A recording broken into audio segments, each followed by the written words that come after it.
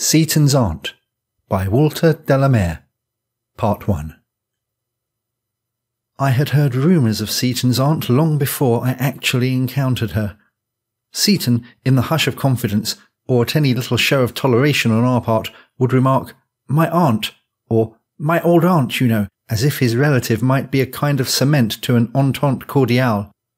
He had an unusual quantity of pocket money, or at any rate it was bestowed on him in unusually large amounts, and he spent it freely, though none of us would have described him as an awfully generous chap. "Hullo, Seaton," he would say, "the old Begum?" At the beginning of term 2, he used to bring back surprising and exotic dainties in a box with a trick padlock that accompanied him from his first appearance at Gummidge's in a billycock hat to the rather abrupt conclusion of his school days. From a boy's point of view, he looked distastefully foreign, with his yellow skin and slow chocolate-coloured eyes and lean, weak figure. Merely for his looks, he was treated by most of us true blue Englishmen with condescension, hostility, or contempt. We used to call him Pongo, but without any better excuse for the nickname than his skin. He was, that is, in one sense of the term, what he assuredly was not in the other sense, a sport. Seaton and I were never in any sense intimate at school. Our orbits only intersected in class. I kept instinctively aloof from him. I felt vaguely he was a sneak, and remained quite unmollified by advances on his side, which, in a boy's barbarous fashion, unless it suited me to be magnanimous, I haughtily ignored. We were both of us quick-footed, and at Prisoner's Base used occasionally to hide together. And so I best remember Seaton, his narrow, watchful face in the dusk of summer evening, his peculiar crouch, and his inarticulate whisperings and mumblings. Otherwise he played all games slackly and limply, used to stand and feed at his locker with a crony or two until his tuck gave out, or waste his money on some outlandish fancy or other. He bought, for instance, a silver bangle, which he wore above his left elbow, until some of the fellows showed their masterly contempt of the practice by dropping it nearly red-hot down his neck. It needed, therefore, a rather peculiar taste, a rather rare kind of schoolboy courage and indifference to criticism to be much associated with him, and I had neither the taste nor the courage. Nonetheless, he did make advances, and on one memorable occasion went to the length of bestowing on me a whole pot of some outlandish mulberry-coloured jelly that had been duplicated in his term's supplies. In the exuberance of my gratitude, I promised to spend the next half-term holiday with him at his aunt's house. I had clean forgotten my promise when, 2 or 3 days before the holiday, he came up and triumphantly reminded me of it. "Well, to tell you the honest truth, Seaton, old chap," I began graciously, but he cut me short. "My aunt expects you," he said. "She is very glad you are coming. She's sure to be quite decent to you, Withers." I looked at him in some astonishment. The emphasis was unexpected. It seemed to suggest an aunt not hitherto hinted at, and a friendly feeling on Seaton's side that was more disconcerting than welcome. We reached his home partly by train, partly by a lift in an empty farm cart, and partly by walking. It was a whole-day holiday, and we were to sleep the night. He lent me extraordinary night gear, I remember. The village street was unusually wide, and was fed from a green by 2 converging roads, with an inn and a high green sign at the corner. About 100 yards down the street was a chemist's shop, Mr. Tanner's. We descended the 2 steps into his dusky and odorous interior to buy, I remember, some rat poison. A little beyond the chemist's was the forge. You then walked along a very narrow path, under a fairly high wall, nodding here and there with weeds and tufts of grass, and so came to the iron garden gates, and saw the high flat house behind its huge sycamore. A coach-house stood on the left of the house, and on the right a gate led into a kind of rambling orchard. The lawn lay away over to the left again, and at the bottom, for the whole garden sloped gently to a sluggish and rushy pond-like stream, was a meadow. We arrived at noon, and entered the gates out of the hot dust beneath the glitter of the dark-curtained windows. Seaton led me at once through the little garden gate to show me his tadpole pond, swarming with what, being myself not the least bit of a naturalist, I considered the most horrible creatures, of all shapes, consistencies and sizes, but with whom Seaton seemed to be on the most intimate of terms. I can see his absorbed face now as he sat on his heels and fished the slimy things out in his sallow palms. Wearying at last of his pets, we loitered about a while in a nameless fashion. Seaton seemed to be listening, or at any rate waiting, for something to happen or for someone to come. But nothing did happen, and no one came. That was just like Seaton. Anyhow, the first view I got of his aunt was when, at the summons of a distant gong, we turned from the garden, very hungry and thirsty, to go into luncheon. We were approaching the house when Seaton suddenly came to a standstill. Indeed, I had always had the impression that he plucked at my sleeve. Something, at least, seemed to catch me back, as it were, as he cried, "Look out! There she is!" She was standing in an upper window which opened wide on a hinge, and at first sight she looked an excessively tall and overwhelming figure. This, however, was mainly because the window reached all but to the floor of her bedroom. She was in reality rather an undersized woman, in spite of her long face and big head. She must have stood, I think, unusually still, with eyes fixed on us, though this impression may be due to Seaton's sudden warning and to my consciousness of the cautious and subdued air that had fallen on him at sight of her.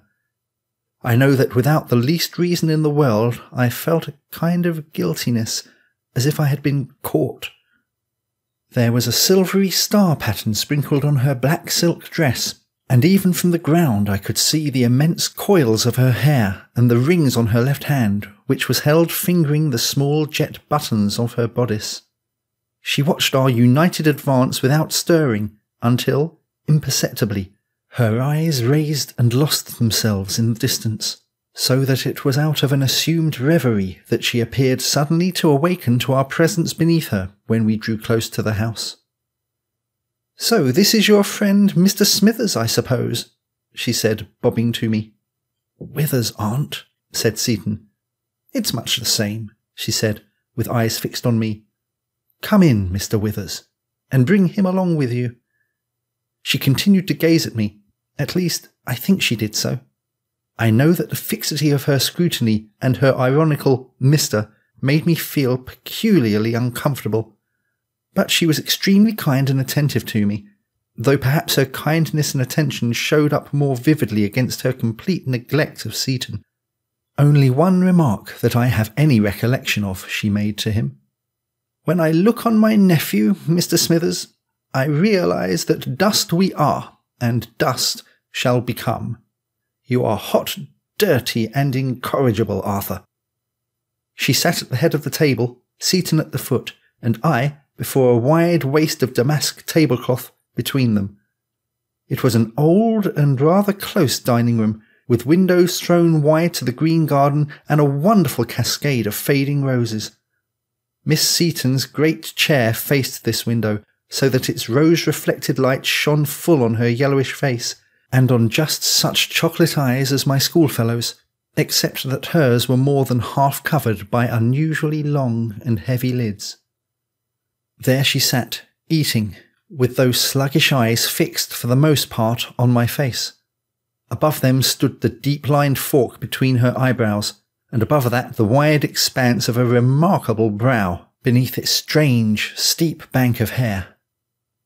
The lunch was copious, and consisted, I remember, of all such dishes as are generally considered mischievous and too good for the schoolboy digestion. Lobster mayonnaise, cold game sausages, an immense veal and ham pie fast with eggs and numberless delicious flavours, besides sauces, kickshaws, creams and sweetmeats. We even had wine, a half-glass of old darkish sherry each.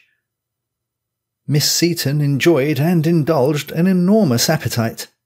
Her example and a natural schoolboy veracity soon overcame my nervousness of her, even to the extent of allowing me to enjoy to the best of my bent so rare a spread. Seaton was singularly modest. The greater part of his meal consisted of almonds and raisins, which he nibbled surreptitiously, and as if he found difficulty in swallowing them. I don't mean that Miss Seaton conversed with me. She merely scattered trenchant remarks and now and then twinkled a baited question over my head, but her face was like a dense and involved accompaniment to her talk. She presently dropped the Mr. to my intense relief, and called me now Withers, or Wither, now Smithers, and even once towards the close of the meal distinctly Johnson, though how on earth my name suggested it, or whose face mine had reanimated in memory, I cannot conceive. "And is Arthur a good boy at school, Mr. Wither?" was one of her many questions. "Does he please his masters? Is he first in his class? What does the Reverend Dr. Gummidge think of him, eh?" I knew she was jeering at him, but her face was adamant against the least flicker of sarcasm or facetiousness. I gazed fixedly at a blushing crescent of lobster. "I think you're 8th, aren't you, Seaton?" Seaton moved his small pupils towards his aunt, but she continued to gaze with a kind of concentrated detachment at me. "Arthur will never make a brilliant scholar, I fear," she said, lifting a dexterously burdened fork to her wide mouth. After luncheon she preceded me up to my bedroom. It was a jolly little bedroom, with a brass fender and rugs and a polished floor, on which it was possible, I afterwards found, to play snowshoes. Over the washstand was a little black-framed watercolour drawing, depicting a large eye with an extremely fish-like intensity in the spark of light on the dark pupil, and in illuminated lettering beneath was printed very minutely, "Thou God seest me," followed by a long-looped monogram, SS, in the corner. The other pictures were all of the sea, brigs on blue water, a schooner overtopping chalk cliffs, a rock island of prodigious steepness, with 2 tiny sailors dragging a monstrous boat up a shelf of beach. "This is the room, Withers, my brother William died in when a boy. Admire the view." I looked out of the window across treetops. It was a day hot with sunshine over the green fields, and the cattle were standing swishing their tails in the shallow water. But the view at the moment was only exaggeratedly vivid, because I was horribly dreading that she would presently inquire after my luggage, and I had not brought even a toothbrush. I need have had no fear. Hers was not that highly civilized type of mind that is stuffed with sharp material details, nor could her ample presence be described as in the least motherly. "I would never consent to question a schoolfellow behind my nephew's back," she said, standing in the middle of the room. "But tell me, Smithers, why is Arthur so unpopular? You, I understand, are his only close friend."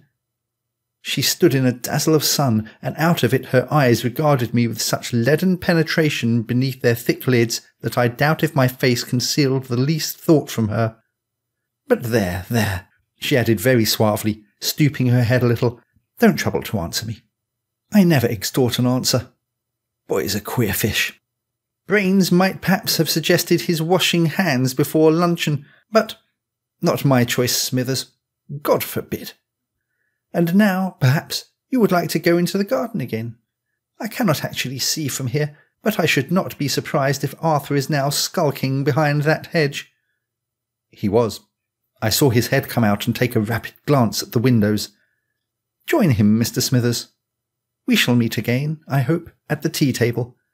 The afternoon I spend in retirement." Whether or not, Seaton and I had not been long engaged with the aid of 2 green switches in riding round and round a lumbering old grey horse we found in the meadow, before a rather bunched-up figure appeared, walking along the field path on the other side of the water, with a magenta parasol studiously lowered in our direction throughout her slow progress, as if that were the magnetic needle and we the fixed pole. Seaton at once lost all nerve in his riding. At the next lurch of the old mare's heels he toppled over into the grass, and I slid off the sleek broad back to join him where he stood, rubbing his shoulder and sourly watching the rather pompous figure till it was out of sight. "Was that your aunt, Seaton?" I inquired, but not till then. He nodded. "Why didn't she take any notice of us then?" "She never does." "Why not?" Oh, she knows all right, without... That's the damn awful part of it. Seaton was about the only fellow at Gummidge's who ever had the ostentation to use bad language. He had suffered for it too. But it wasn't, I think, bravado. I believe he really felt certain things more intensely than most of the other fellows, and they were generally things that fortunate and average people do not feel at all. The peculiar quality, for instance, of the British schoolboy's imagination. I tell you, Withers, he went on moodily, slinking across the meadow with his hands covered up in his pockets, she sees everything, and what she doesn't see, she knows without. But how? I said, not because I was much interested, but because the afternoon was so hot and tiresome and purposeless, and it seemed more of a bore to remain silent. Seaton turned gloomily and spoke in a very low voice. Don't appear to be talking of her, if you wouldn't mind. It's because she's in league with the devil. He nodded his head and stooped to pick up a round flat pebble. I tell you, he said, still stooping, you fellows don't realise what it is. I know I'm a bit close and all that, but so would you be if you had that old hag listening to every thought you think. I looked at him, then turned and surveyed one by one the windows of the house. Where's your pater? I said awkwardly. Dead. Ages and ages ago. And my mother too. She's not my aunt by rights. What is she then? I mean, she's not my mother's sister, because my grandmother married twice, and she is one of the first lot. I don't know what you call her, but anyhow, she's not my real aunt. She gives you plenty of pocket money. Seaton looked steadfastly at me out of his flat eyes. She can't give me what's mine. When I come of age, half of the whole lot will be mine, and what's more, he turned his back on the house, I'll make her hand over every blessed shilling of it. I put my hands in my pockets and stared at Seaton. Is it much? He nodded. Who told you? He got suddenly very angry. A darkish red came into his cheeks, his eyes glistened, but he made no answer, and we loitered listlessly about the garden until it was time for tea. Seaton's aunt was wearing an extraordinary kind of lace jacket when we sidled sheepishly into the drawing-room together. She greeted me with a heavy and protracted smile and bade me bring a chair close to the little table. I hope Arthur has made you feel at home, she said as she handed me my cup in her crooked hand. He don't talk much to me, but then I'm an old woman. You must come again, Wither, and draw him out of his shell. You old snail. She wagged her head at Seaton, who sat munching cake and watching her intently. And we must correspond, perhaps. She nearly shut her eyes at me. You must write and tell me everything behind the creature's back. I confess I found her rather disquieting company. The evening drew on. Lamps were brought by a man with a nondescript face and very quiet footsteps. Seaton was told to bring out the chessmen, and we played a game, she and I, with her big chin thrust over the board at every move as she gloated over the pieces and occasionally croaked, "Check," after which she would sit back inscrutably staring at me. But the game was never finished. She simply hemmed me defencelessly in with a cloud of men that held me impotent, and yet one and all refused to administer to my poor, flustered old king a merciful coup de grace. "There," she said as the clock struck 10. "A drawn game, Withers. We are very evenly matched. A very creditable defence, Withers. You know your room. There's supper on a tray in the dining room. Don't let the creature overeat himself. The gong will sound 3/4 of an hour before a punctual breakfast." She held out her cheek to Seaton, and he kissed it with obvious perfunctoriness. With me, she shook hands. "An excellent game," she said cordially. "But my memory is poor and—" She swept the pieces helter-skelter into the box. "The result will never be known."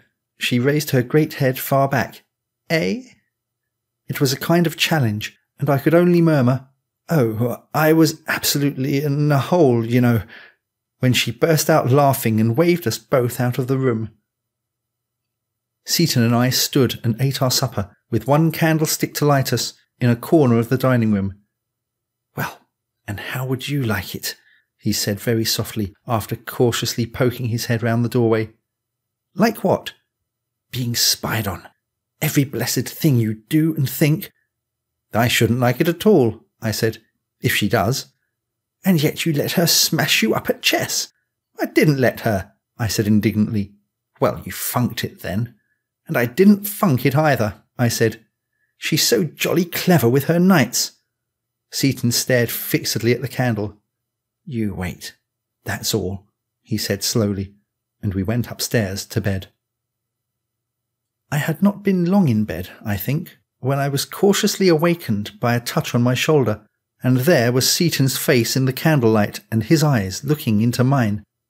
What's up? I said, rising quickly to my elbow.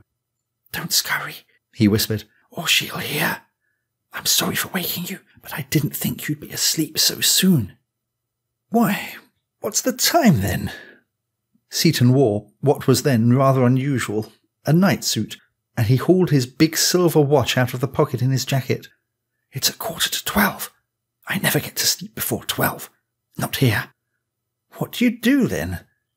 Oh, I read and listen. Listen? Seaton stared into his candle flame as if he were listening even then. You can't guess what it is. All you read in ghost stories, that's all rot. You can't see much with us, but you know all the same. Know what? Why, that they're there. Who's there? I asked fretfully, glancing at the door. Why, in the house. It swarms with them. Just you stand still and listen outside my bedroom door in the middle of the night. I have, dozens of times. They're all over the place. Look here, Seaton, I said. You asked me to come here, and I don't mind chucking up a leave just to oblige you, and because I'd promised. But don't get talking a lot of rot, that's all, or you'll know the difference when we get back. Don't fret, he said coldly, turning away. I shan't be at school long. And what's more, you're here now, and there isn't anybody else to talk to. I'll chance the other. Look here, Seaton, I said. You may think you're going to scare me with a lot of stuff about voices and all that, but I'll just thank you to clear out, and you may please yourself about pottering about all night. He made no answer. He was standing by the dressing table looking across his candle into the looking-glass. He turned and stared slowly round the walls. Even this room's nothing more than a coffin. I suppose she told you. It's all exactly the same as when my brother William died. Trust her for that. And good luck to him, say I. Look at that. He raised his candle close to the little watercolour I have mentioned. There's hundreds of eyes like that in the house. And even if God does see you, he takes precious good care you don't see him. And it's just the same with them. I tell you what, Withers, I'm getting sick of all this. I shan't stand it much longer. The house was silent within and without, and even in the yellowish radiance of the candle a faint silver showed through the open window on my blind. I slipped off the bedclothes, wide awake, and sat irresolute on the bedside. I know you're only guying me, I said angrily, but why is the house full of— what you say? Why do you here— what do you do here? Tell me that, you silly foal. Seaton sat down on a chair and rested his candlestick on his knee. He blinked at me calmly. She brings them, he said, with lifted eyebrows. Who? Your aunt? He nodded. How? I told you, he answered pettishly. She's in league. You don't know. She as good as killed my mother. I know that. But it's not only her by a long chalk. She just sucks you dry. I know. And that's what she'll do for me. Because I'm like her. Like my mother, I mean. She simply hates to see me alive. I wouldn't be like that old she-wolf for £1,000,000. And so, he broke off with a comprehensive wave of his candlestick. They're always here. Ah, my boy, wait till she's dead. She'll hear something then, I can tell you. It's all very well now, but wait till then. I wouldn't be in her shoes when she has to clear out for something. Don't you go and believe I care for ghosts, or whatever you like to call them. We're all in the same box. We're all under her thumb. He was looking almost nonchalantly at the ceiling at the moment, when I saw his face change, saw his eyes suddenly drop like shot birds and fix themselves on the cranny of the door he had just left ajar. Even from where I sat, I could see his colour change. He went greenish. He crouched without stirring, simply fixed, and I, scarcely daring to breathe, sat with creeping skin, simply watching him. His hands relaxed, and he gave a kind of sigh. "Was that one?" I whispered, with a timid show of jauntiness. He looked round, opened his mouth, and nodded. "What?" I said. He jerked his thumb with meaningful eyes, and I knew that he meant his aunt had been there, listening at our door cranny. "Look here, Seaton," I said once more, wriggling to my feet. "You may think I'm a jolly noodle, just as you please, but your aunt has been civil to me and all that, and I don't believe a word you say about her. That's all, never did. Every fellow's a bit off his pluck at night, and you may think it a fine sport to try your rubbish on me. I heard your aunt come upstairs before I fell asleep, and I bet you a level tanner she's in bed now. What's more, you can keep your blessed ghosts to yourself. It's a guilty conscience, I should think." Seaton looked at me curiously, without answering for a moment. "I'm not a liar, Withers, but I'm not going to quarrel either. You're the only chap I care a button for, or at any rate, you're the only chap that's ever come here, and it's something to tell a fellow what you feel. I don't care a fig for 50,000 ghosts, although I swear on my solemn oath that I know they're here. But she—" he turned deliberately. "You laid a tanner she's in bed, Withers? Well, I know different. She's never in bed much of the night, and I'll prove it too, just to show you I'm not such a nolly as you think I am. Come on." "Come on where?" "Why, to see." I hesitated. He opened a large cupboard and took out a small dark dressing gown and a kind of shawl jacket. He threw the jacket on the bed and put on the gown. His dusky face was colourless, and I could see by the way he fumbled at the sleeves he was shivering. But it was no good showing the white feather now, so I threw the tasselled shawl over my shoulders and, leaving our candle brightly burning on the chair, we went out together and stood in the corridor. "Now then, listen," Seaton whispered. We stood leaning over the staircase. It was like leaning over a well, so still and chill the air was all around us. But presently, as I suppose happens in most old houses, began to echo and answer in my ears a medley of infinite small stirrings and whisperings. Now out of the distance an old timber would relax its fibres, or a scurry die away behind the perishing wainscot.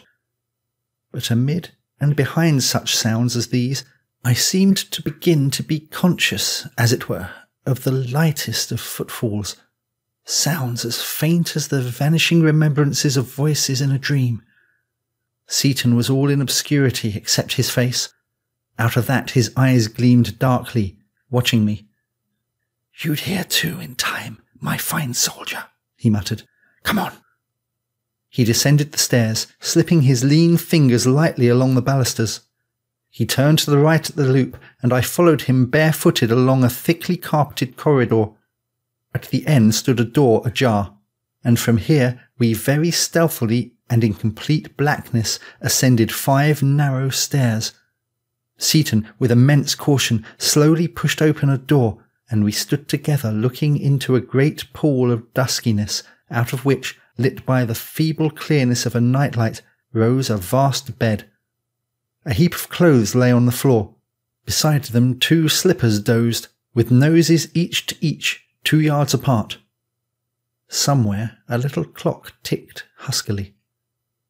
There was a rather close smell of lavender and eau de cologne, mingled with the fragrance of ancient sachets, soap, and drugs.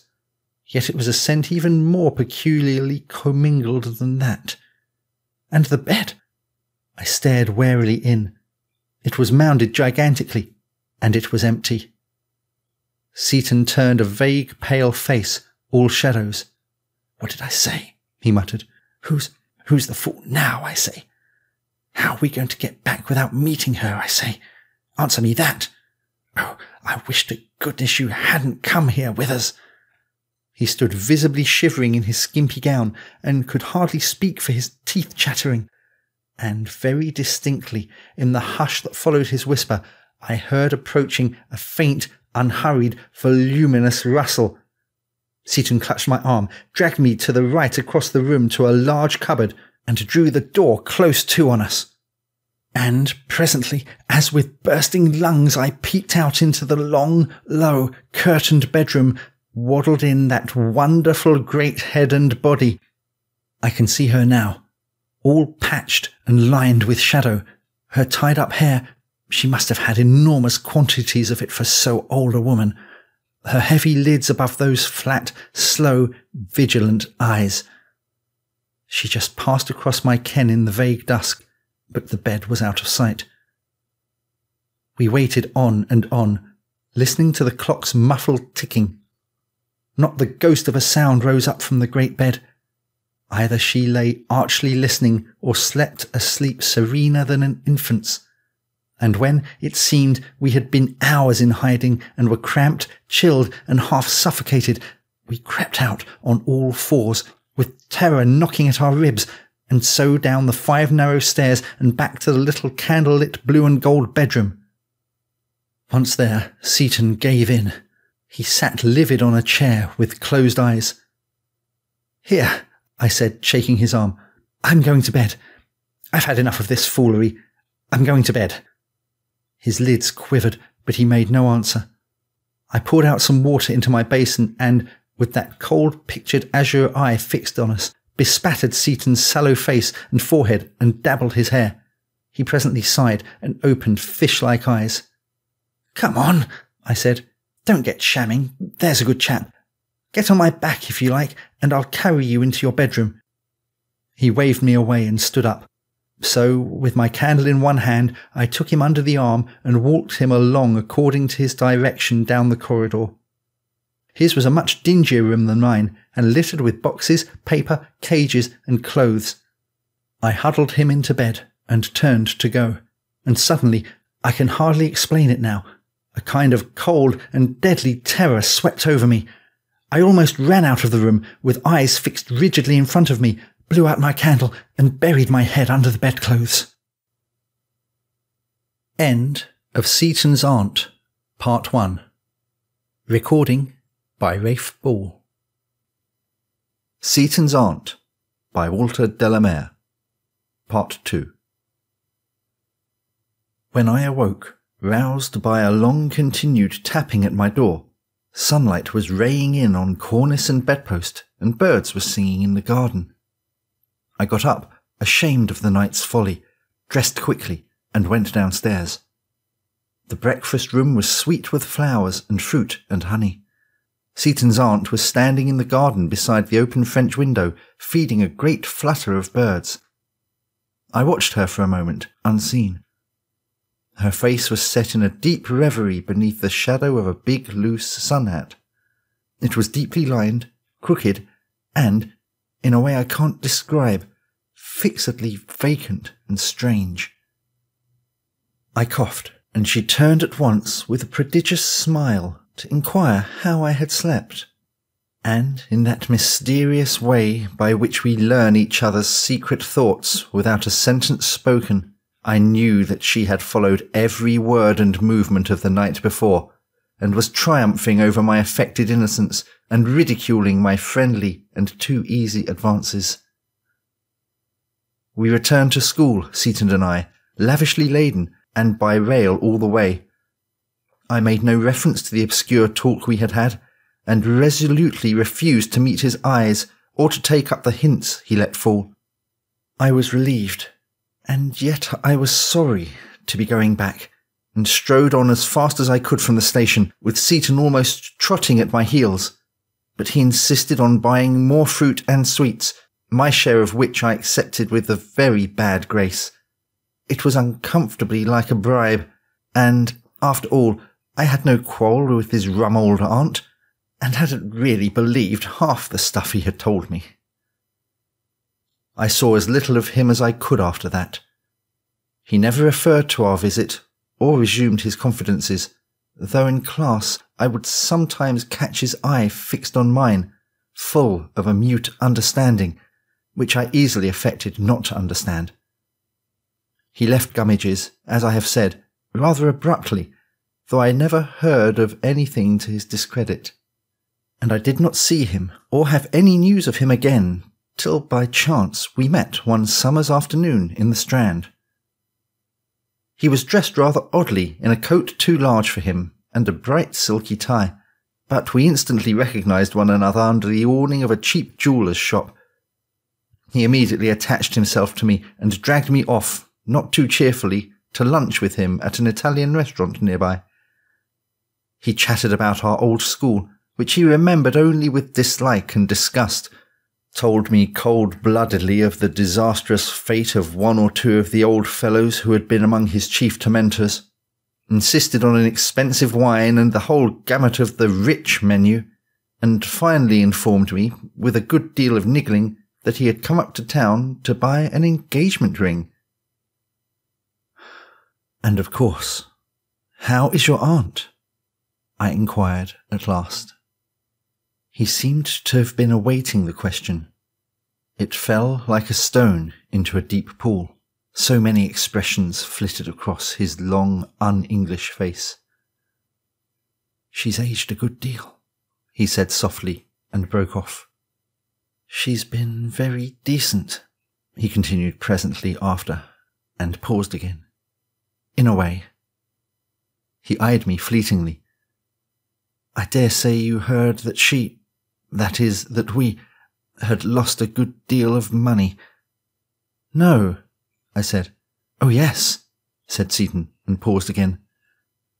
And somehow, poor fellow, I knew in the clink and clatter of glass and voices that he had lied to me, that he did not possess, and never had possessed, a penny beyond what his aunt had squandered on his too ample allowance of pocket money. "And the ghosts?" I inquired quizzically. He grew instantly solemn, and, though it may have been my fancy, slightly yellowed. "But you're making a game of me, Withers," was all he said. He asked for my address, and I rather reluctantly gave him my card.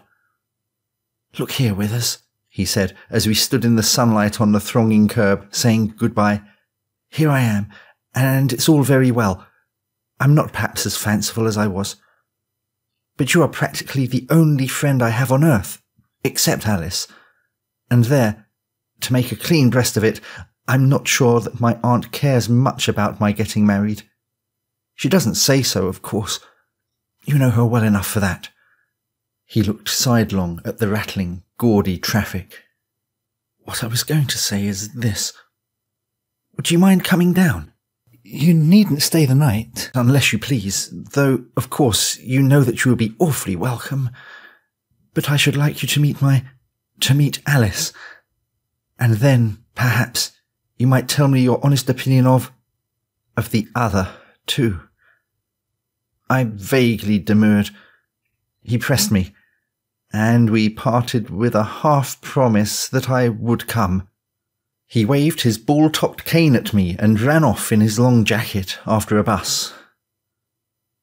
A letter arrived soon after, in his small, weak handwriting, giving me full particulars regarding route and trains, and without the least curiosity, even, perhaps, with some little annoyance that chance should have thrown us together again, I accepted his invitation, and arrived one hazy midday at his out-of-the-way station to find him sitting on a low seat under a clump of double hollyhocks, awaiting me. His face looked absent and singularly listless, but he seemed none the less pleased to see me. We walked up the village street, past the little dingy apothecaries and the empty forge, and, as on my first visit, skirted the house together, and, instead of entering by the front door, made our way down the green path into the garden at the back. A pale haze of cloud muffled the sun. The garden lay in a grey shimmer, its old trees, its snapdragon faintly glittering walls, but there seemed now an air of neglect where before all had been neat and methodical. There was a patch of shallowly dug soil and a worn-down spade leaning against a tree. There was an old broken wheelbarrow. The goddess of neglect was there. "You ain't much of a gardener, Seaton," I said, with a sigh of ease. "I think, do you know, I like it best like this," said Seaton. "We haven't had any garden now, of course. Can't afford it."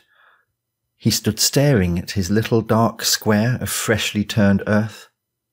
"And it always seems to me," he went on ruminatingly, "that, after all, we are nothing better than interlopers on the earth, disfiguring and staining wherever we go.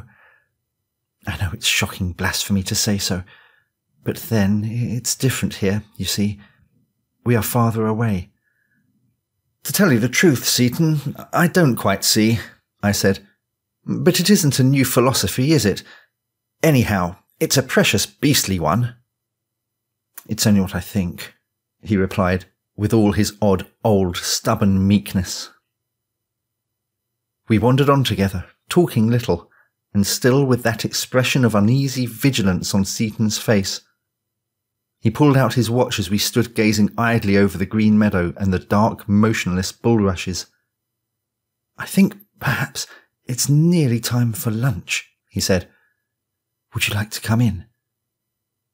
We turned and walked slowly towards the house, across whose windows I confess my own eyes, too, went restlessly wandering in search of its rather disconcerting inmate.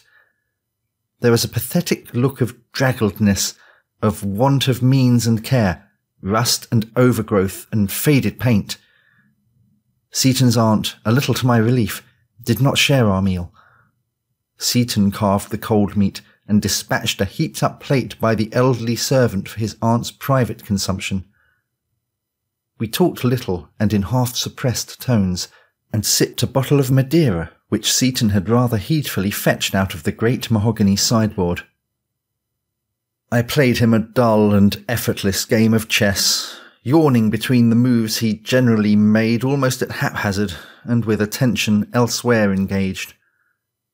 About 5 o'clock came the sound of a distant ring, and Seaton jumped up, overturning the board, and so ending a game that else might have fatuously continued to this day. He effusively excused himself, and after some little while returned with a slim, dark, rather sallow girl of about 19, in a white gown and hat, to whom I was presented with some little nervousness as his dear old friend and schoolfellow. We talked on in the pale afternoon light, still, as it seemed to me, and even in spite of real effort to be clear and gay, in a half-suppressed, lacklustre fashion. We all seemed, if it were not my fancy, to be expectant, to be rather anxiously awaiting an arrival, the appearance of someone who all but filled our collective consciousness. Seaton talked least of all, and in a restless, interjectory way, as he continually fidgeted from chair to chair. At last, he proposed a stroll in the garden before the sun should have quite gone down. Alice walked between us. Her hair and eyes were conspicuously dark against the whiteness of her gown. She carried herself not ungracefully, and yet without the least movement of her arms or body, and answered us both without turning her head. There was a curious provocative reserve in that impassive and rather long face, a half-unconscious strength of character. And yet somehow I knew, I believe we all knew, that this walk, this discussion of their future plans, was a futility. I had nothing to base such a cynicism on, except only a vague sense of oppression, the foreboding remembrance of the inert, invincible power in the background, to whom optimistic plans and love-making and youth are as chaff and thistledown. We came back, silent, in the last light. Seaton's aunt was there, under an old brass lamp. Her hair was as barbarously massed and curled as ever. Her eyelids, I think, hung even a little heavier in age over their slow-moving, inscrutable pupils. We filed in softly out of the evening, and I made my bow. "In this short interval, Mr. Withers," she remarked amiably. "You have put off youth, put on the man. Dear me, how sad it is to see the young days vanishing. Sit down. My nephew tells me you met by chance, or act of providence, shall we call it, and in my beloved Strand. You, I understand, are to be best man? Yes, best man, or am I divulging secrets?" She surveyed Arthur and Alice with overwhelming graciousness. They sat apart on 2 low chairs and smiled in return. "And Arthur? How do you think Arthur is looking?" "I think he looks very much in need of a change," I said deliberately. "A change? Indeed?" She all but shut her eyes at me, and with an exaggerated sentimentality shook her head. "My dear Mr. Withers, are we not all in need of a change in this fleeting world?" She mused over the remark like a connoisseur. "And you," she continued, turning abruptly to Alice, "I hope you pointed out to Mr. Withers all my pretty bits." "We walked round the garden," said Alice, looking out of the window. "It's a very beautiful evening." "Is it?" said the old lady, starting up violently. "Then on this very beautiful evening we will go in to supper. Mr. Withers, your arm. Arthur, bring your bride." I can scarcely describe with what curious ruminations I led the way into the faded, heavy-aired dining room, with this indefinable old creature leaning weightily on my arm, the large flat bracelet on the yellow-laced wrist.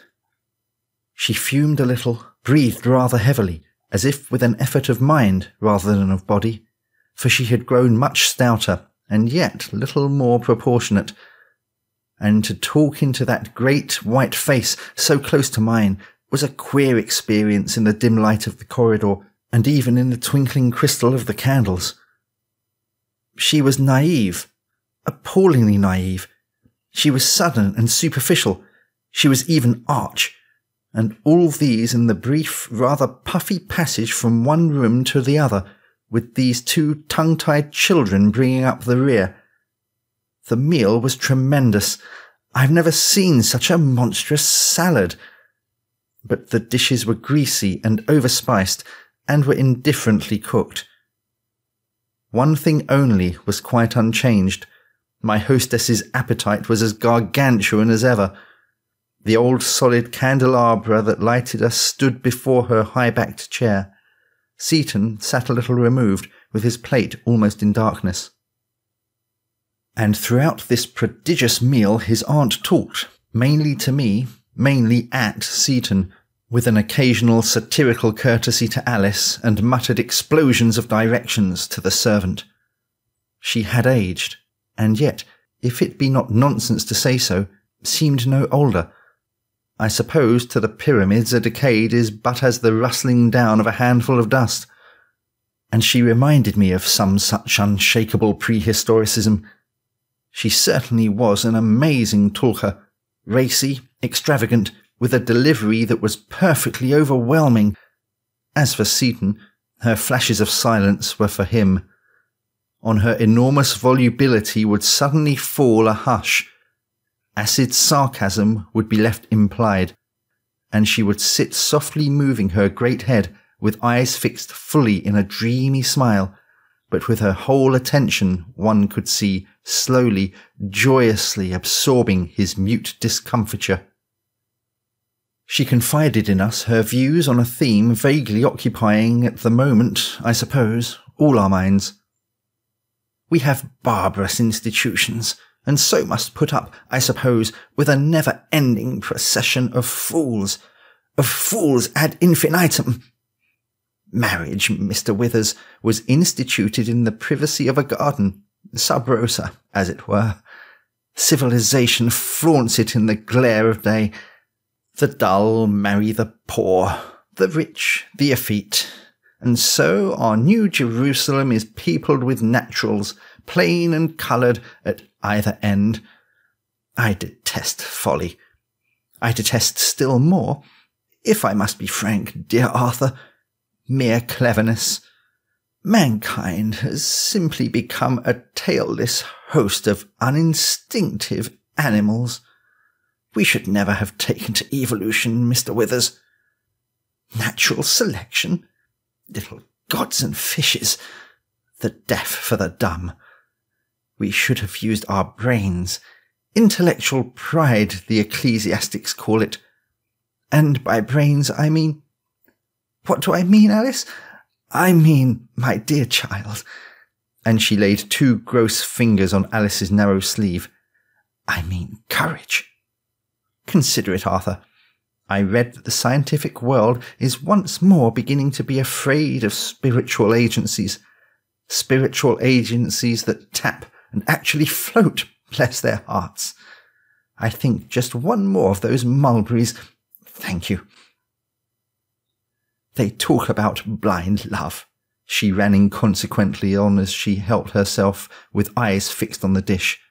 But why blind? I think, do you know, from weeping over its rickets. After all, it is we plain women that triumph, Mr. Withers, beyond the mockery of time. Alice, now. Fleeting is youth, my child. What's that you were confiding to your plate, Arthur? Satirical boy. He laughs at his old aunt. Nay, but thou didst laugh. He detests all sentiment. He whispers the most acid asides. Come, my love, we will leave these cynics. We will go and commiserate with each other on our sex.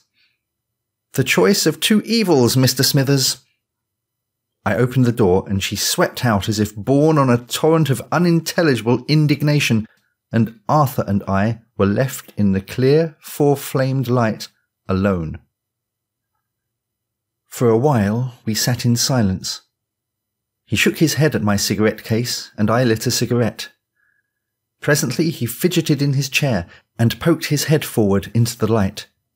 He paused to rise and shut again the shut door. "How long will you be?" he said, standing by the table. I laughed. "Oh, it's not that," he said in some confusion. "Of course, I like to be with her, but it's not that only. The truth is, Withers, I don't care about leaving her too long with my aunt." I hesitated. He looked at me questioningly. "Look here, Seaton," I said. "You know well enough that I don't want to interfere in your affairs, or to offer advice where it is not wanted. But don't you think perhaps you may not treat your aunt quite in the right way? As one gets old, you know, a little give and take. I have an old godmother or something. She talks too. A little allowance. It does no harm. But hang it all, I'm no talker." He sat down with his hands in his pockets, and still with his eyes fixed almost incredulously on mine. "How?" he said. "Well, my dear fellow, if I'm any judge, mind, I don't say that I am, but I can't help thinking she thinks you don't care for her, and perhaps takes your silence for bad temper. She has been very decent to you, hasn't she?" "Decent? My God," said Seaton. I smoked on in silence, but he still continued to look at me with that peculiar concentration I remember of old. "I don't think, perhaps, Withers," he began presently, "I don't think you quite understand. Perhaps you are not quite our kind. You always did, just like the other fellows guy me at school. You laughed at me that night you came to stay here, about the voices and all that.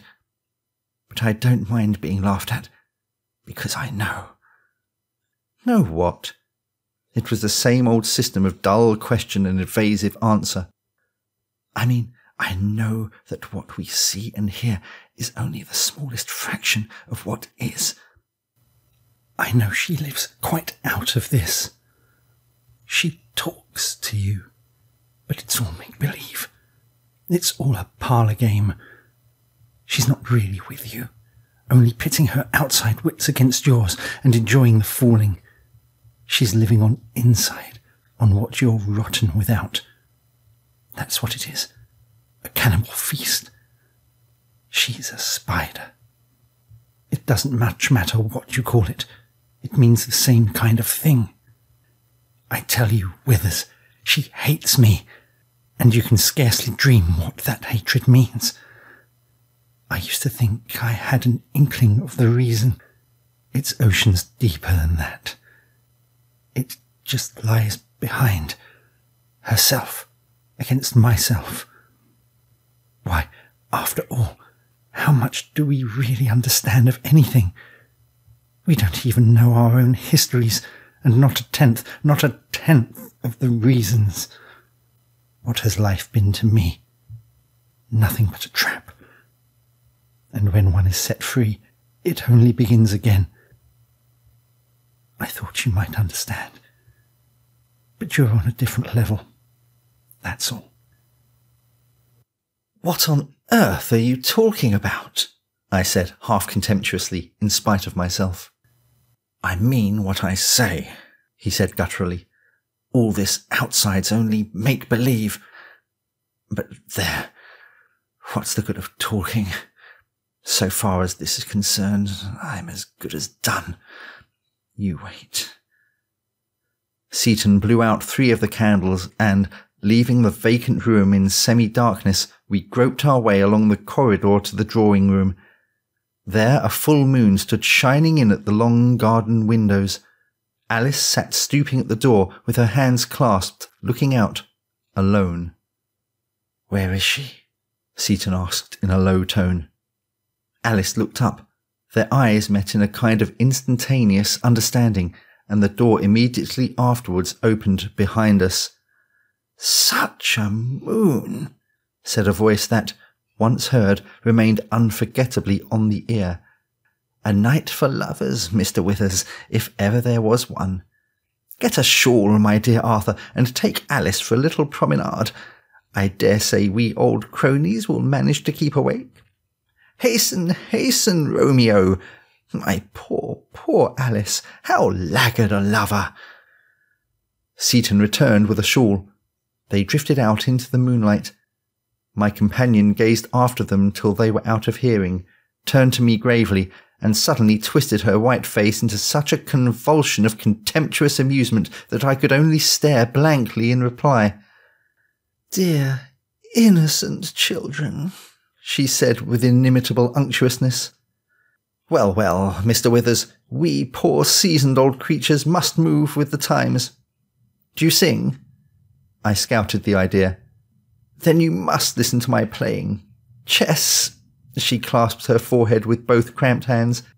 Chess is now completely beyond my poor wits. She sat down at the piano and ran her fingers in a flourish over the keys. What shall it be? How shall we capture them, those passionate hearts? That first fine, careless rapture, poetry itself. She gazed softly into the garden a moment, and presently, with a shake of her body, began to play the opening bars of Beethoven's Moonlight Sonata. The piano was old and woolly.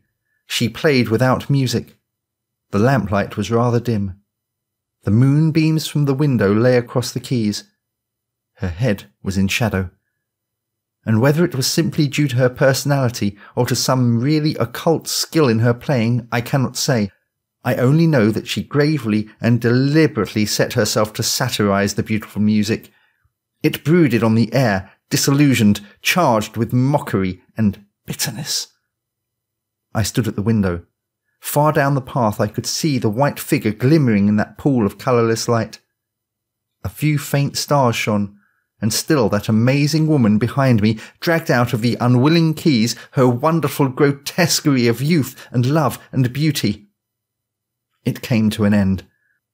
I knew the player was watching me. Please go on, I murmured without turning. Please go on playing, Miss Seaton. No answer was returned to my rather fluttering sarcasm, but I knew in some indefinite way that I was being acutely scrutinized, when suddenly there followed a procession of quiet, plaintive chords which broke at last softly into the hymn, "A Few More Years Shall Roll." I confess it held me spellbound. There is a wistful, strained, plangent pathos in the tune. but beneath those masterly old hands it cried softly and bitterly the solitude and desperate estrangement of the world. Arthur and his lady-love vanished from my thoughts. No one could put into a rather hackneyed old hymn tune such an appeal who had never known the meaning of the words. Their meaning, anyhow, isn't commonplace. I turned very cautiously and glanced at the musician. She was leaning forward a little over the keys, so that at the approach of my cautious glance she had but to turn her face into the thin flood of moonlight for every feature to become distinctly visible. And so, with the tune abruptly terminated, we steadfastly regarded one another, and she broke into a chuckle of laughter. "Not quite so seasoned as I supposed, Mr. Withers. I see you are a real lover of music." "To me it is too painful. It evokes too much thought." I could scarcely see her little glittering eyes under their penthouse lids. "And now," she broke off crisply, "tell me, as a man of the world, what do you think of my new niece?" I was not a man of the world, nor was I much flattered in my stiff and dullish way of looking at things by being called one, and I could answer her without the least hesitation. "I don't think, Miss Seaton, I'm much of a judge of character. She's very charming." "A brunette?" "I think I prefer dark women." "And why?" "Consider, Mr. Withers. Dark hair, dark eyes, dark cloud, dark night, dark vision, dark death, dark grave, dark. Perhaps the climax would have rather thrilled Seaton, but I was too thick-skinned. "I don't know much about all that," I answered rather pompously. "Broad daylight's difficult enough for most of us." "Ah," she said, with a sly inward burst of satirical laughter. "And I suppose," I went on, perhaps a little nettled, "it isn't the actual darkness one admires. It is the contrast of the skin, and the colour of the eyes, and their shining. Just as," I went blundering on too late to turn back, "just as you only see the stars in the dark. It would be a long day without any evening. As for death and the grave, I don't suppose we shall much notice that." Arthur and his sweetheart were slowly returning along the dewy path. "I believe in making the best of things." "How very interesting," came the smooth answer. "I see you are a philosopher, Mr. Withers. As for death and the grave, I don't suppose we shall much notice that. Very interesting. And I'm sure," she added in that particularly suave voice, "I profoundly hope so." She rose slowly from her stool. "You will take pity on me again, I hope.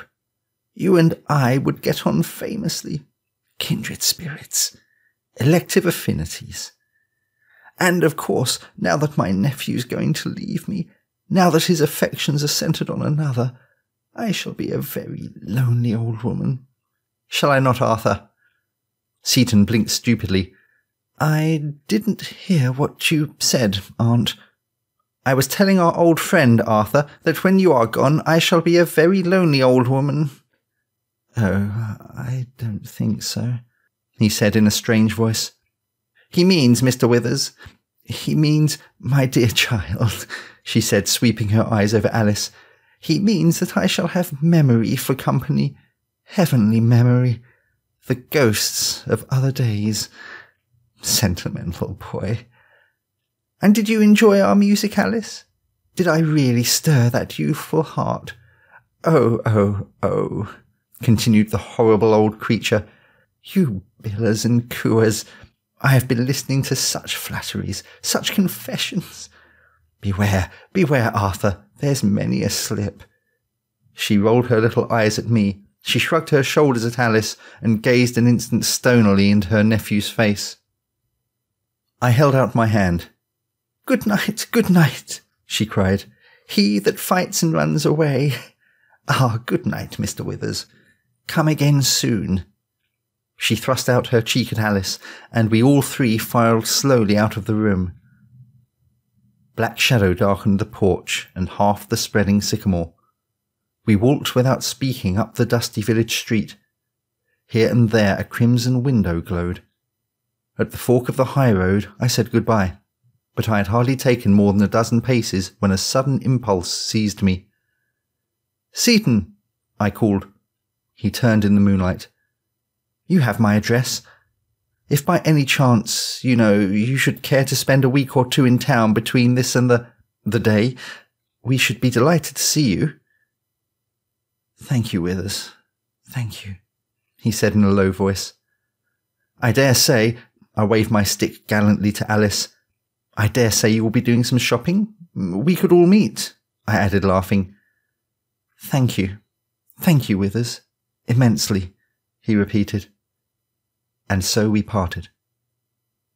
But they were out of the jog-trot of my prosaic life, and being of a stolid and incurious nature, I left Seaton and his marriage, and even his aunt, to themselves in my memory, and scarcely gave a thought to them until one day I was walking up the Strand again, and passed the flashing gloaming of the covered-in jeweller's shop where I had accidentally encountered my old schoolfellow in the summer.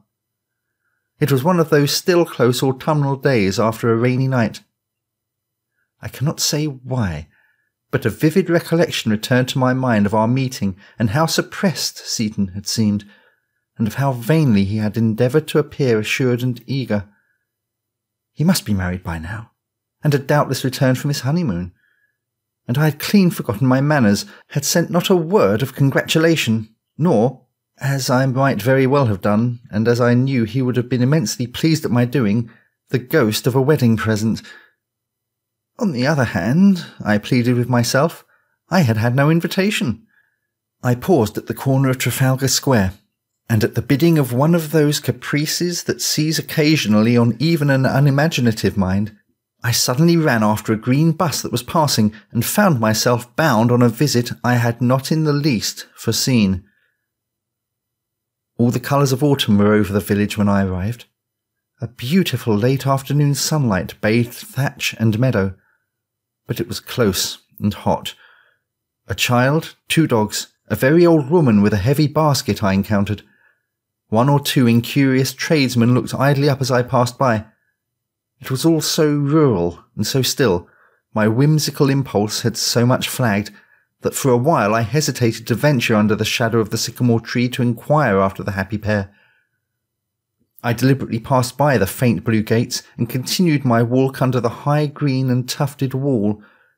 Hollyhocks had attained their topmost bud and seeded in the little cottage gardens beyond.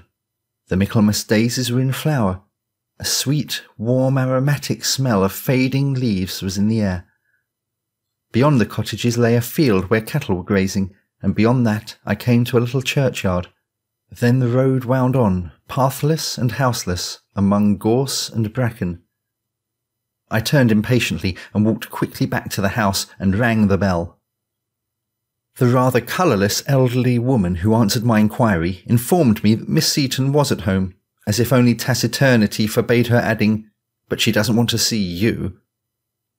"Might I, do you think, have Mr. Arthur's address?" I said. She looked at me with quiet astonishment, as if waiting for an explanation. Not the faintest of smiles came into her thin face. "I will tell Miss Seaton," she said after a pause. "Please walk in." She showed me into the dingy, undusted drawing-room, filled with evening sunshine and the green-dyed light that penetrated the leaves overhanging the long French windows. I sat down and waited on, occasionally aware of a creaking footfall overhead. At last the door opened a little, and the great face I had once known peered round at me. For it was enormously changed, mainly, I think, because the old eyes had rather suddenly failed, and so a kind of stillness and darkness lay over its calm and wrinkled pallor. "Who is it?" she asked. I explained myself and told her the occasion of my visit. She came in and shut the door carefully after her and, though the fumbling was scarcely perceptible, groped her way to a chair. She had on an old dressing-gown, like a cassock, of a patterned cinnamon colour. "What is it you want?" she said, seating herself and lifting her blank face to mine. "Might I just have Arthur's address?" I said deferentially. "I am so sorry to have disturbed you." "You have come to see my nephew?" Not necessarily to see him, only to hear how he is. And, of course, Mrs. Seaton, too. I'm afraid my silence must have appeared—" "He hasn't noticed your silence," croaked the old voice out of the great mask. "Besides, there isn't any Mrs. Seaton." "Ah, then," I answered after a momentary pause, "I have not seemed so black as I painted myself. And how is Miss Outram?" "She's gone into Yorkshire," answered Seaton's aunt. "And Arthur too?" She did not reply, but simply sat blinking at me with lifted chin, as if listening, but certainly not for what I might have to say. I began to feel rather at a loss.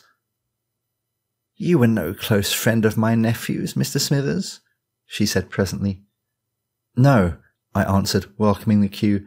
"And yet, do you know, Miss Seaton, he is one of the very few of my old schoolfellows I have come across in the last few years, and I suppose as one gets older one begins to value old associations." My voice seemed to trail off into a vacuum. "I thought Miss Outram," I hastily began again, "a particularly charming girl. I hope they are both quite well." Still the old face solemnly blinked at me in silence. "You must find it very lonely, Miss Seaton, with Arthur away." "I was never lonely in my life," she said sourly. "I don't look to flesh and blood for my company. When you've got to be my age, Mr. Smithers, which God forbid, you'll find life a very different affair from what you seem to think it is now. You won't seek company then, I'll be bound. It's thrust on you." Her face edged round into the clear green light, and her eyes, as it were, groped over my vacant, disconcerted face. "I dare say now," she said, composing her mouth, "I dare say my nephew told you a good many taradiddles in his time. Oh yes, a good many, eh? He was always a liar. What now did he say of me? Tell me now." She leant forward as far as she could, trembling, with an ingratiating smile. "I think he is rather superstitious," I said coldly. "But honestly, I have a very poor memory, Miss Seaton." "Why?" she said. "I haven't." "The engagement hasn't been broken off, I hope?" "Well, between you and me," she said, shrinking up with an immensely confidential grimace, "it has." "I'm sure I'm very sorry to hear it. And where is Arthur?" "Eh? Where is Arthur?" We faced each other mutely among the dead, old, bygone furniture. Past all my scrutiny was that large, flat, grey, cryptic countenance. And then, suddenly, our eyes for the first time really met.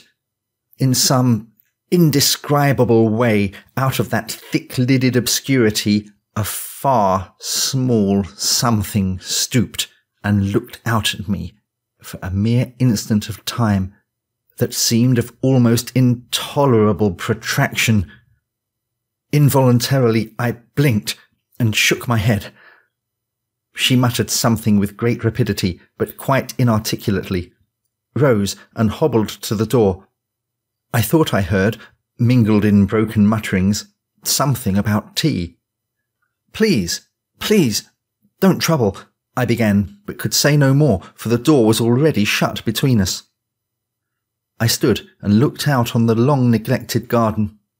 I could just see the bright greenness of Seaton's old tadpole pond. I wandered about the room. Dusk began to gather. The last birds in that dense shadowiness of trees had ceased to sing, and not a sound was to be heard in the house. I waited on and on, vainly speculating. I even attempted to ring the bell, but the wire was broken and only jangled loosely at my efforts. I hesitated, unwilling to call or to venture out, and yet more unwilling to linger on, waiting for a tea that promised to be an exceedingly comfortless supper. And as darkness drew down, a feeling of the utmost unease and disquietude came over me. All my talks with Seaton returned on me with a suddenly enriched meaning. I recalled again his face as we had stood hanging over the staircase, listening in the small hours to the inexplicable stirrings of the night. There were no candles in the room. Every minute the autumnal darkness deepened. I cautiously opened the door and listened, and with some little dismay withdrew, for I was uncertain of my way out. I even tried the garden, but was confronted under a veritable thicket of foliage by a padlocked gate. It would be a little too ignominious to be caught scaling a friend's garden fence. Cautiously returning to the still and musty drawing-room, I took out my watch and gave the incredible old woman 10 minutes in which to reappear. And when that tedious 10 minutes had ticked by, I could scarcely distinguish its hands. I determined to wait no longer, drew open the door, and, trusting to my sense of direction, groped my way through the corridor that I vaguely remembered led to the front of the house. I mounted 3 or 4 stairs and, lifting a heavy curtain, found myself facing the starry fanlight of the porch. Hence I glanced into the gloom of the dining room. My fingers were on the latch of the outer door when I heard a faint stirring in the darkness above the hall. I looked up and became conscious of, rather than saw, the huddled old figure looking down on me. There was an immense, hushed pause. Then, "Arthur! Arthur!" whispered an inexpressively peevish, rasping voice. "Is that you? Is that you, Arthur?" I can scarcely say why, but the question horribly startled me. No conceivable answer occurred to me. With head craned back, hand clenched on my umbrella, I continued to stare up into the gloom in this fatuous confrontation. Oh, the voice croaked. "It is you, is it? That disgusting man. Go away out. Go away out." Hesitating no longer, I caught open the door and, slamming it behind me, ran out into the garden, under the gigantic old sycamore, and so out at the open gate. I found myself half up the village street before I stopped running. The local butcher was sitting in his shop, reading a piece of newspaper by the light of a small oil lamp. I crossed the road and inquired the way to the station, and after he had with minute and needless care directed me, I asked casually if Mr. Arthur Seaton still lived with his aunt at the big house just beyond the village. He poked his head in at the little parlour door. "Here's a gentleman inquiring after young Mr. Seaton, Milly," he said. "He's dead, ain't he?" "Why, yes, bless you," replied a cheerful voice from within. "Dead and buried these 3 months or more. Young Mr. Seaton. And just before he was to be married. Don't you remember, Bob?" I saw a fair young woman's face peer over the muslin of the little door at me. "Thank you," I replied. "Then I go straight on?" "That's it, sir. Past the pond, bear up the hill a bit to the left, and then there's the station lights before your eyes." We looked intelligently into each other's faces in the beam of the smoky lamp, but not one of the many questions in my mind could I put into words.